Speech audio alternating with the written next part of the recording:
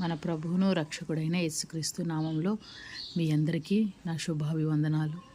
ఈ ఉదయకాలం దేవుని వాగ్దానం, బంధకములలో పడియుండియు నిరీక్షణ గలవార్లరా, మీ కోటను మరలా ప్రవేశించుడి, రెండంతలుగా మీకు మేలు చేసేదనని తెలియజేయుచున్నాను. అవును దేవుని బిడ్డలారా, బంధకములలో ఉండి కూడా నిరీక్షణ కలిగి దేవుణ్ణి వెంబడిస్తున్నట్లయితే దేవుడు నీకు రెండింతలుగా మేలు చేయడానికి ఇష్టపడుతున్నాడు. బంధకములలో పడి ఉండి కూడా, ఇబ్బందిలో ఉండి కూడా, చెరసాల వంటి పరిస్థితులలో ఉండి కూడా, కష్ట పరిస్థితుల్లో, బహు బాధాకరమైన పరిస్థితుల్లో ఉండి కూడా దేవుని మీద నిరీక్షణతో ఆయన్ని వెంబడిస్తున్నావా? ప్రభు నీకు ఒక శుభకరమైన మాటను అందిస్తున్నాడు.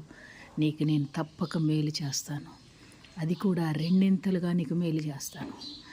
నీ కష్ట సమయాల్లో, నీ దుఃఖకరమైన పరిస్థితుల్లో, నీ యొక్క వేదనకరమైన స్థితిలో నన్ను విడిచిపెట్టకుండా నా మీద ఆశతో, నిరీక్షణతో నన్ను వెంబడిస్తున్నావు, నన్ను స్తుతిస్తున్నావు, ప్రార్థిస్తున్నావు, నా సన్నిధికి వస్తున్నావు. నీ నిరీక్షణ నిన్ను సిగ్గుపరచదు. ఈ నిరీక్షణ నిన్ను తల ఎత్తుకునేలా చేస్తుంది. నీ జీవితంలో నేను తప్పక రెండింతలుగా మేలు చేస్తానని ప్రభు సెలవిస్తున్నాడు.